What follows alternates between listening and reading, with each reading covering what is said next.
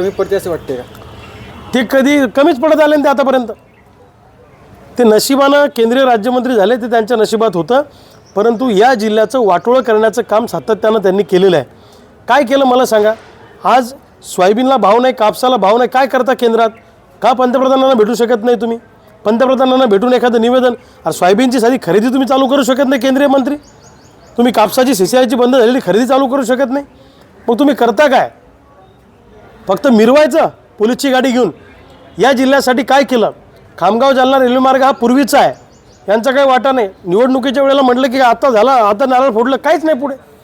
वनगंगा नळगंगा हा माजी मंत्री भारतभाऊ बोंद्रेंच्या काळातला प्रकल्प आहे, हे त्याच्यावर रेगावट्या ओढण्याचं काम करतात. यांनी जिल्ह्यासाठी ठोस काही केल्याचं एकही उदाहरण नाही आहे. त्यामुळं ते केंद्रीय राज्यमंत्री नाही, ते पंतप्रधान जरी झाले आणि खरोखरचे कॅबिनेट मंत्री जरी झाले, म्हणजे आता राज्यमंत्री कॅबिनेट मंत्री जरी झाले, तरी या जिल्ह्यासाठी त्यांचा काही उपयोग नाही. पीक विमा हा फार मोठा स्कॅम आहे. जर ही योजना एवढी फायद्याची आहे तर ज्या राज्यातनं पंतप्रधान आणि देशाचे गृहमंत्री येतात त्या गुजरातमध्ये ही विमा योजना का नाही, हा सरकारला आमचा सवाल आहे. पीक विमा योजनेमध्ये मोठ्या प्रमाणामध्ये भ्रष्टाचार आहे. शेकडो हजारो कोटी जमा करायचे, वाटताना शेकडो कोटी वाटायचे. ज्या शेतकऱ्यांचं खरोखर नुकसान झालं त्या शेतकऱ्यांना अजूनपर्यंत पैसे नाही. आणि जे शेतकरी खरोखर शेतकरी नाही आहेत, कागदावर आहेत, अशा पुढाऱ्यांना पैसे मिळाले, पण प्रामाणिक शेतकऱ्यांना अजूनपर्यंत पैसे मिळायचे बाकी आहेत.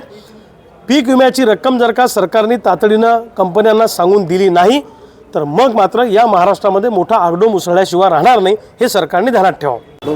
जिबेचा धोका वाढलेला आहे राज्यामध्ये आणि केस गळतीचं प्रमाण पुन्हा बुलढाणा जिल्ह्यामध्ये त्याचे रुग्ण वाढलेले आहेत. आतापर्यंत आरोग्य विभागाकडून कुठलीही दखल घेतल्या जात नाही, जनता हवालदिल आहे. हे बघा, शेगाव तालुक्यामध्ये जेव्हा केस गळती झाली त्याच्यानंतर अनेक शास्त्रज्ञ तिथं आले, अनेक विभागाचे लोक आले, परंतु अजूनपर्यंत परफेक्ट त्याचा रिसर्च कोणाकडून होऊ शकला नाही. माझं म्हणणं असं आहे की याचा शोध लागला पाहिजे आणि प्रिकॉशन म्हणून सरकारने ठोस पावलं उचलली पाहिजे. GBS सारखा आजार पुण्यात आला, तो कशामुळे होतो? म्हणजे आजारी पडल्यावरच ट्रीटमेंट करणार का? माणसं मेल्यावरच सरकारला जाग येणार आहे का? GBS आजार येऊ नये म्हणून सरकार काय प्रिकॉशन घेतं आहे, याच्यासाठी ठोस पावलं सरकारने उचलली पाहिजे. आणि केस गळतीचं प्रमाण प्रत्येक गावामध्ये वाढत चाललेलं आहे, याच्यासाठी सुद्धा प्रतिबंधात्मक उपाययोजना सरकारने केल्या पाहिजे, त्याच्या मुळाशी गेलं पाहिजे. अन्यथा माणसं मेल्यावर रडण्यात काही अर्थ नाही असं मला वाटतं. आणि सरकारचं कायम धोरण असं राहिलेलं आहे, साप निघून गेल्यावर काठ्या मारायचं, असं सरकारने करू नये. ही वेळच लोकांवर येऊ नये याच्यासाठी सरकारी यंत्रणांनी ज्या उपाययोजना करायला पाहिजे त्या तातडीने केल्या पाहिजे. राज्यातील CCI केंद्र आणि नॅफेडची केंद्र टोटली बंद आहे. सोयाबीन अजूनही घरात पडून राहिलेली आहे. शेतकरी हवालदिल झाला. सरकारला जर सोयाबीन खरेदी करायची नव्हती तर सोयाबीन खरेदीचं नाटक सरकारने का केलं हा आमचा प्रश्न आहे. मुळामध्ये 60 लाख मेट्रिक टन सोयाबीनचं उत्पादन या महाराष्ट्रामध्ये झालेलं आहे आणि सरकारनं फक्त 10-12 लाखच मेट्रिक टन सोयाबीन खरेदी त्या ठिकाणी केलेलं आहे. बाकीच्या सोयाबीनचं आम्ही काय करायचं? आज खाजगी बाजारामध्ये सोयाबीन 3.5-4 हजारानं विकल्या जात आहे. सरकार 4800 रुपये भाव जो देत आहे तो भावसुद्धा आम्हाला मान्य नाही.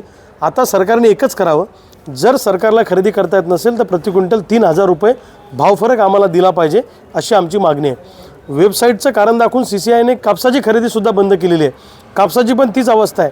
प्रत्यक्ष उत्पादन खर्च 8000 आणि बाजारात मिळणारा भाव 6,500-7 हजार आणि सरकारचा भाव 7100-7400पर्यंत मॉइश्चरनुसार हा न परवडणारा भाव आहे. सरकारला आमचं एकच सांगणं आहे की गेल्या 3 वर्षापासून सोयाबीन कापसाला भाव नाही. सरकारनं तातडीनं सोयाबीन आणि कापसाला प्रति क्विंटल 3000 रुपये भाव फरक दिला पाहिजे. ठरल्याप्रमाणे दिलेल्या आश्वासनाप्रमाणे शेतकऱ्यांची कर्जमुक्ती केली पाहिजे. जंगली जनावरांचा त्रास होतो त्या शेतीला मजबूत कंपाऊंड करून दिलं पाहिजे. आणि अजून इतर ठिबक सिंचनचं अनुदान आहे, बाकी जे काही सरकारकडे अनुदान रखडलेलं आहे आणि मोठ्या प्रमाणामध्ये पीक विमासुद्धा कंपन्याकडे रखडलेला आहे. सरकारनं पीक विमा कंपन्याला पैसे द्यावेत. पीक विमा, सोयाबीन कापसाचा भाव फरक, कर्जमुक्ती या प्रश्नांना घेऊन या आठवड्याभरानंतर लवकरच राज्यव्यापी आंदोलन आम्ही उभं करणार आहोत. त्याची या आठवड्याभरामध्ये पुण्याला राज्यातल्या सगळ्या प्रमुख लोकांची आम्ही बैठक घेणार, बुलढाणा जिल्ह्याची बैठक घेणार आणि एक मोठं राज्यव्यापी आंदोलन, सरकारला सळोका पळो करून सोडणारं मोठं आंदोलन या महाराष्ट्रामध्ये आम्ही उभं करणार आहोत. परंतु डिक्लेअर केला जात नाही. का केल्या जात नाही? तो रिपोर्ट लोकांपर्यंत आला पाहिजे. नेमकं त्याचं कारण काय ते कळलं पाहिजे. तो रिपोर्ट इतके दिवस गुलदस्त्यात का ठेवला? मग याच्या पाठीमागे काही वेगळं षडयंत्र आहे का? जो काही रिपोर्ट आला असेल तो जाहीर करा, लोकांसमोर आणा, जेणेकरून लोक हा आजार होणार नाही याच्यासाठी प्रिकॉशन घेतील. केंद्रीय राज्य